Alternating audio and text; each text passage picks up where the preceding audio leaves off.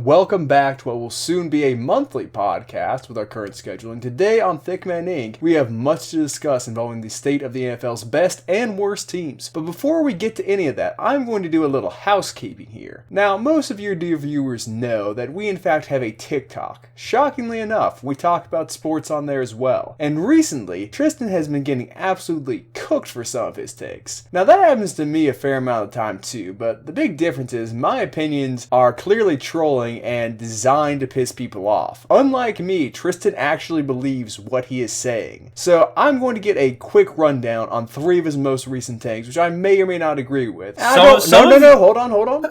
I don't want these long 5-minute drawn-out responses. I just want these little quick 30 to 45 second responses in order. I'm going to cut you off if you start going too far. Are you ready? I just want to say you hide some of your bad takes behind, oh, it was just a joke. Yeah, I hide them behind the satire tag, but are you ready? Sure. Alright, starting things off. You said the Seahawks should consider trading Russell Wilson. I said they should consider trading Russell Wilson given the circumstances of their division. The point of the video was not to say they need to trade Russell Wilson. He's injured. He needs to be out of Seattle. It was just to merely point out that the Seahawks have been on a constant downward spiral. Their roster is only getting worse. They've handed out massive contracts already. They had to pay Jamal Adams because they gave up so much to get him. They paid Russell Wilson a massive bag. They paid Tyler Lockett a bag. They're going to have to pay DK a bag, and the rest of their division is getting better. So that is why I said they should consider trading him. Every season they're falling behind the rest of their division. This season is now lost due to his injury. I was simply merely saying it should be something they could consider. For the next 5 years, they're not winning their division. Is a wild thing to consider. But next up, you said the Bills had not looked impressive after 4 weeks. The Bills then shellacked the Chiefs, which we'll be talking about later this podcast. They do not like that one. They are absolutely cooking you presently for that one. The Bills fans seem to be very upset by that one, and they clearly lack any critical thinking skills and the ability to listen to what I actually said. Losing to the Steelers is bad, and whoop-de-doo, you beat the Dolphins, Washington, and Texans, and you beat the Dolphins and Texans by a lot, score 35 and 40-0. All I was saying is they beat really bad teams. Don't anoint them as Superman yet. All right? And then they beat the Chiefs, aren't the best team in the AFC. But finally, and the one that I may agree with the most, you are still on your campaign about Daniel Jones being a bad NFL quarterback, despite the Giants faithful seeming to do a 180 and now fully supporting the D-man. What are you even talking about? I mean, you were still saying You're just making this one up now. No, you were still saying Daniel Jones is not a great NFL quarterback. The Giants faithful have rallied around Daniel Jones and are singing his praises. You have still not gotten back on that hype train. I'm not on the hype train. Did he have his best career game ever against the Saints? Yes, but one game does not represent the entirety of his career, where he still has as many turnovers as he has touchdowns, basically. Well, it seemed to represent his entire rookie season when he had 1 or 2 good games. But that has been what Tristan has been getting absolutely cooked about. If you are watching this, let us know what you think about those spicy opinions in the comment section below. Finally, onto the real podcast topics. So, the Kansas City Chiefs are struggling. They were just humbled by the Buffalo Bills, after being humbled by the Chargers, after being humbled by the Baltimore Ravens. Now, don't get me wrong, the Bills are a great team, certainly the best in the AFC, maybe in the whole league. They've got statistically the best defense and are led by the future MVP Josh Allen, so they were going to give the Chiefs a real fight regardless of how good they were, but the Chiefs have some real issues, and those issues are clear. Their O-line lacks the required chemistry to protect Mahomes, and their defense is one of the worst in the NFL. And this is an example of why winning a Super Bowl can sometimes cost you. They paid Mahomes, they paid Hill, they paid Kelsey, they paid the Honey Badger, and they paid Chris Jones. That's a whole lot of paying, particularly for Jones and the Honey Badger, who have not lived up to their contracts so far. Now, the Chiefs can either soldier on with what they've got this year and try and get by on high-end talent, and they certainly could do it. If they do that, they're going to win 10 to 12 games and probably make it in the playoffs. But if they want to go back to being contenders, probably not this season, but in the near future, they need to adopt something that MLB teams do. They need to sell at the trade deadline. They need to ship off Daniel Jones and Tyrann Mathieu for what Daniel Jones, Chris Jones. They need to ship off Chris Jones and Tyrann Mathieu. Daniel Jones on the mind. Daniel Jones on the mind indeed. But they need to ship them off for whatever they can get in terms of defensive help and draft picks. And with that, they need to invest in an offensive line and in defense in free agency. Having those two big contracts off their boards will help them in both. And doing that will make them a contender again, but I just don't see it happening this year unless they make some phenomenal moves to the deadline. I mean, at this point, the Chiefs are a mediocre football team. I'm just going to throw that out there for these Bills fans. The Bills have yet to beat a team this year with a winning record. They haven't really even beat anyone yet. The Chiefs don't really count as a good football team at this point. The Chiefs were missing Chris Jones in this game, but that doesn't take away from the fact that the Chiefs defense is terrible. It hasn't been good when Chris Jones is healthy, and the Bills basically did whatever they wanted to against the Chiefs. If you're a good football team, you move the ball up and down the field against this Chiefs defense. They are terrible. I think this game says a lot more about the Chiefs in general and a lot of their deficiencies. On the offensive side of things, I think Clyde Edwards-Helaire just isn't as good as many would have thought he would be in that offense when he was drafted. I mean, there are a couple guys drafted after him. DeAndre Swift is one. I cannot think of the second one, but there's one other one that was drafted after him that most would say is clearly better. And when it comes to their offensive line,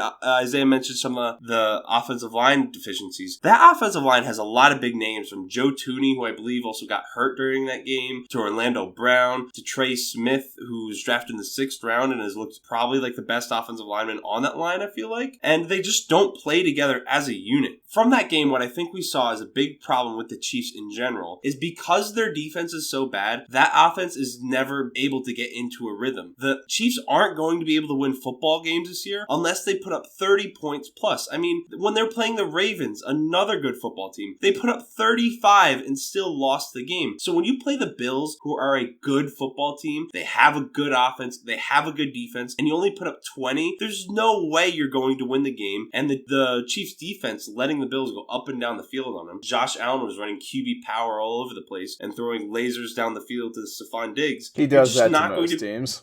Oh, especially teams with a bad defense. You're just not going to be able to keep up, and you're going to be forcing a lot of things you may not have if you're not behind the entire game. And they mentioned this on the broadcast briefly, which is true. The Bills were playing pretty basic defense. They were letting the Chiefs take things underneath if they wanted it, and then, this is the Chiefs' fault. They were forcing stuff because they felt like they had to keep up. So I think this game really says a lot more about the Chiefs not being as good as we may like to think, just because they've been to the Super Bowl the past 2 years. And I think it just affirms that the Bills are a good football team, one of the best in the AFC, clearly a top 3-4 team in the AFC. Like, there's no team in the AFC which is better than the Bills. You look at the Ravens game and you look at the Bills game. Chargers ain't in the conversation, buddy. Trust me. They're not in the conversation. It's okay, but the Ravens are in the conversation, but hey. You just heard the Bills fans are crucifying you as they should, but that's just how your opinions work. Like, the fan base, you make a terrible take, which you're on to do, or you make a reasonable take, not want to do so much, but you piss the fan base off, the fan base comes at you, and then you hate that fan base forever. That's kind of how you feel about the Steelers, honestly, and you'll get over it eventually, or maybe... But I was right about the Steelers! Hey, the Steelers are kind of banged up and old, but you will hate that fan base forever. But we are not going to keep talking about banged up AFC teams. Instead, we are going to talk about an NFC team. And coming off one of the most devastating injuries in football history, Dak Prescott has led the Dallas Cowboys to a 4-1 record. Their one loss coming on opening night to the defending Super Bowl champions. This team has the most complete set of offensive weapons in the league, has the elite offensive line, which will keep Dak's surgically repaired ankle safe. And their defense, which was the worst in the NFL last season, has taken leaps and bounds forward through great signings and draft picks. They have all these amazing traits, so that raises the question. Are the Dallas Cowboys finally contenders? The answer, hell no. They don't have a shot of making it to the Super Bowl. They don't have a shot of making it out of the second round, if we're being honest. And this isn't to talk down on the Cowboys. They're a good team. But there are 3 monsters in the NFC right now, which they're not getting through. Like, if things break perfectly for them, they're going to have to play at least one in the playoffs. In all likelihood, to get to the Super Bowl, they might have to play all 3. But they are simply not better than the Buccaneers, Cardinals, or Rams. All those teams have comparable offenses to the Cowboys and much better defenses. With the exception of the Buccaneers, but they've got the whole Tom Brady thing going for them, so I I will not bet against them in the playoffs. But nevertheless, the Cowboys are a good team. They'll be a 4 or 5 seed. They will make some noise in the postseason. It might even be a 3 seed. But it makes me happy because when America's team succeeds, America succeeds. Let's go, Brandon. Isaiah, you're making me feel kind of sick to my stomach having to somewhat defend a team that is my favorite team's rival, a team that in general I usually despise. And this is the first year in a long time that I've had any serious type of confidence in an NFC East team to be a serious threat to other playoff teams. The Cowboys can really hang with anyone. This season, they hung with the Bucs in week 1. They beat the Chargers, who are a very good team, and they are handily beating the teams that they should beat. They beat up on the Eagles, took care of business with them, and they beat the Giants badly, and they made easy work of the Panthers relatively. And the Panthers were regarded to have a very good run defense. Undefeated. They ran for what? Undefeated at that point, by the way. The Carolina Panthers. The Panthers? Undefeated. 3-0 going into that game. And they ran them up and down the field with Zeke. But I think they had over 200 plus rushing yards against the defense that was giving up 45 a game. So they've done in every game what you would expect a good team to do. They hung with the Bucs, almost won that game. It was week 1, so a lot of weird things happen, and you can't take as much from week 1 as you can week 5, or then even week 8, or then even week 13, where you really know a team's identity. But in every game, they've done what you expect a good playoff team to do. And I think moving forward, their defense creates a lot of turnovers. You gotta give that to them. And Micah Parsons has looked like the right draft pick, and I was wrong about some of the concerns that Micah Parsons had. So I think you're also wrong about Zeke. Let's not forget that. He's still got that burst in him. Oh, he regained. It looks like he may have regained some of that burst, but their offense can put up points with anybody, and their defense, if it's at least average, they can hang. They can hang with any team in the NFC and in the NFL, quite frankly. Now, the Giants fan in me is going, I don't think they're going to make the Super Bowl. I'm a kind of a Cardinals fanboy on the side, besides being a Giants fan and a Kyler Murray fanboy. So I'd like to see the Cardinals make that big push, and I think, like you said, don't bet against Tom Brady. So I wouldn't necessarily lean for them to make the Super Bowl, but I think it's kind of crazy to deny what they've done so far. I'm not denying what they've done so far. They are probably the 3rd best team, or the 4th best team, in the NFC, and will be a 3 or 4 seed because 2 of those teams from the West will cancel each other out and make one go to the wild card. But to say they're going to beat a team like the Buccaneers, like the Cardinals, like the Rams in the playoffs, their defense forces turnovers, and that is an important stat. But you look at the points given up and the yards given up, they are gouged early and often. Some of that is due to their explosive offense being on and off the field pretty quickly, but no, the Cowboys defense, and really I know he's won a Super Bowl, but Mike McCarthy also isn't the best head coach, easily the worst of the coaches of those 4 teams. I just can't say they're going to make a playoff run. I think the second round is their upside, maybe an NFC Championship game if things break just right. But no. I don't necessarily think they're going to make a run, but I think, I'm not predicting that. But I think they're definitely a threat to every team at any moment. It's not like I'm going into a game thinking, oh, they're going to lose this game. I'm thinking, oh, this is going to be a good game. The Cowboys are going to compete, and it's going to wind up being close, even with the Rams, with the Buccaneers. You don't go into the game being, oh, the Buccaneers definitely got this, personally, I think. I go into that game saying, yeah, the Buccaneers definitely got this because playoff Tom Brady. But it also helps the Cowboys that they played the Chiefs and they played the Cardinals. Those will be good measures of how good they actually are. But other than that, their schedule is very weak. The Raiders have fallen apart. Saints aren't that good. Their division's terrible. Vikings are bad. They are another reason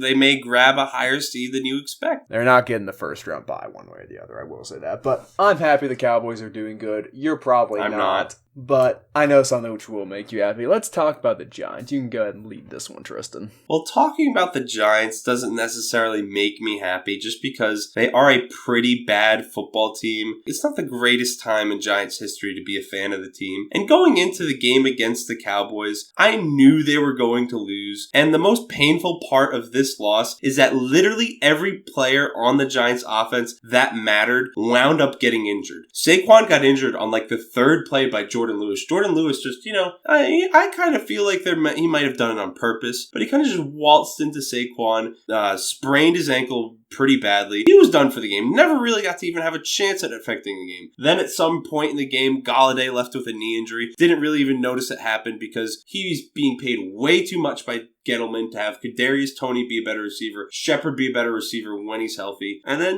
there's John Ross who randomly shows up and scores a touchdown sometimes. And then Daniel Jones during the game got a very bad concussion, helmet-to-helmet contact from the Cowboys DB, and his head is plowed into the ground. And even Kadarius Toney, who's a bright spot of the game, banged up his ankle. I think maybe he's been dealing with a little ankle injury. But I don't know. It was just depressing from that standpoint that even though I felt like the Giants never had a chance, I then watched every player on that offense who mattered and would have had any chance of putting up points. They wound up getting injured. And then I had to watch Mike Glennon, of all people, go in the Mike game Glennon and throw is the best quarterback the Giants have had in the last 5 years. Yeah, okay. The Mike Glennon is such a bum, and it's so boring watching Mike Glennon. No one wants to watch him play. I don't care. He's an NC State product. I just don't get why the Giants have such a boring fucking quarterback who's played for like 30 teams as their backup. Like, make it someone more exciting at least. That way you can watch exciting losses. Translation, sign Cam Newton so you can watch him underthrow, overthrow, and miss receivers. But didn't you have something pleasant to talk about in terms of this game? The future of a certain young man on your organization? You want me to talk about Kadarius Toney? I would love you to talk about Kadarius Toney. Now, Kadarius Toney, he has made me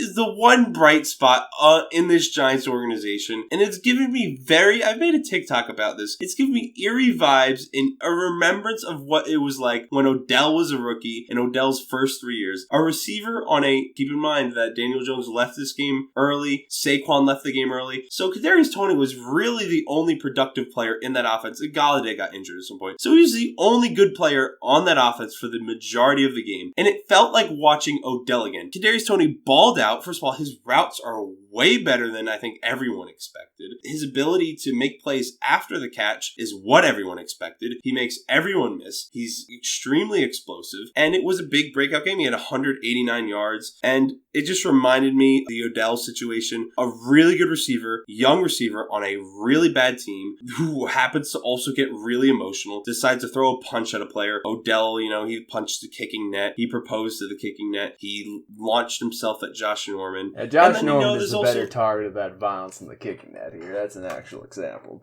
And then there's some also weird similarities where they're both also 5'11". They both played in the SEC. They both play for the Giants. Their quarterbacks look almost exactly alike. So there's a bunch of similarities between the two. They both had their breakout games against the Cowboys. They both didn't play the first few games of their NFL career due to injuries, or in Kadarius Toney's case, somewhat due to injuries, somewhat due to the fact Jason Garrett's incompetent. And, I just see a lot of similarities here. Toney is the only positive thing going for me on the Giants right now. I'm going to just take that away from you right here. So to compare Kadarius Toney to Odell Beckham Jr. feels like you are setting yourself up to be disappointed. Odell Beckham Jr. was more athletically gifted than Kadarius Toney. He could jump higher. He had better ability to change directions. He was a comparable route runner. He was clearly a better player as a rookie. He put up 1,300 yards in 12 games. Currently, Kadarius Toney is on pace to put up just under 1,000. Kadarius Toney has yet to catch a touchdown pass. Odell caught 12 as a rookie. Is Kadarius Toney going to be good? I don't know. I hope so. I don't like rooting against young players unless they do stupid stuff like punch opponents. You like rooting against he my certainly players had on my a teams. good game. Granted, it was mostly against a second or third string cornerback, but he did something which was very impressive on Sunday. There are not many men in the world who've put up 180 yards in an NFL game. But what you're doing right here is singing his praises and even mentioning the greatness of Odell Beckham Jr. You are doing what you did with Daniel Jones as a rookie. You are overreacting to a good game against a terrible defense. Not terrible defense per se, but the things of that defense which are best don't really affect Kadarius Toney if the ball gets out. But don't compare him to Odell. Don't do that. See, to but yourself. this Don't is where your hurt math your own heart. This is where your math goes wrong, Isaiah, because he is in fact on pace for, assuming that this ankle, however banged up his ankle is nothing, and continue to play through it like he has been. If you take the last two games, which is when he's actually been used, and you're probably factoring the fact that he played against the Broncos and the Falcons. He and played he wasn't every even used single in those game games. of the season. He wasn't used in those games, though, and once he finally started being used, he was used in the Saints game, had 6 catches for 78 yards, and then he was used in the Cowboys game, has 10 catches for 189 yards. So if you take that average, and then, he'll have some games where he only has 60. There's some games where he's 140 in. But if you take that average, it puts him at over 1,600 yards over the next 12 games of the season. So he's going to get over 1,000 yards this year. You are just trying to maneuver the stats by in games he didn't even play. He played every single game this season. That is not also, true. let's talk about this. He has to go up against teams like the Rams. You think Jalen Ramsey's going to let him have a good day? I don't think Jalen Ramsey's going to let him get a catch if he gets locked up on that side. Panthers have a good secondary. He's probably going to have a good day against the Chiefs, let's be honest. But look at their schedule. He's got to play the Chargers. He's got to play the Cowboys again. This time he's going to get number one priority wide receiver coverage. The Eagles have Darius Slay they're going to jack on. The Bears defense is still solid in terms of personnel. I'm sure Washington's going to find someone to stick on him. He is not going to have a great Odell-like season. Clearly you like hating on greatness, Isaiah. I'm not hating on greatness. I'm hating on the New York Giants. There is a massive difference between those two things. Let's revisit Kadarius Toney and his level of production. You know, let's revisit in 6 weeks after that Eagles game and see where he's at. So we're going after the Eagles game. Can I say it in 5 or 7 weeks? What do you mean in 5 or 7? Let's revisit it in 5 weeks. No. Pre-Thanksgiving. 6 weeks. We are going to revisit it pre-Thanksgiving. Because with 6 weeks, you know, we get bad Eagles defense in there. You get the good Rams defense. You get the Buccaneers should, you know. The Buccaneers are either going to stick Sherman on him or they're going to stick the guy from Clearwater, Blue Mountain State on him. 200 yards every game for the rest of the season. So he's going to wind up breaking the receiving record if we're being honest. He's more likely to put up less than 200 yards for the season total. But enough of that foolish conversation. Let's talk about something important. What is your preferred French fry shape? I don't know if there's a preferred French fry shape. I would say the type of fries I prefer the most are like fries that are like Five Guys fries. That wasn't the question. Like, it's a weird question. I don't know. Like, do you want standard? Do you want thin cut? Do you want thick cut? Do you want the ever sexy waffle fry? What is your preference here? Fries that are like Five Guys fries. I don't know what to tell you. So you want you. a nice standard cut in your fries. Five Guys has pretty standard shaped fries. Would you agree?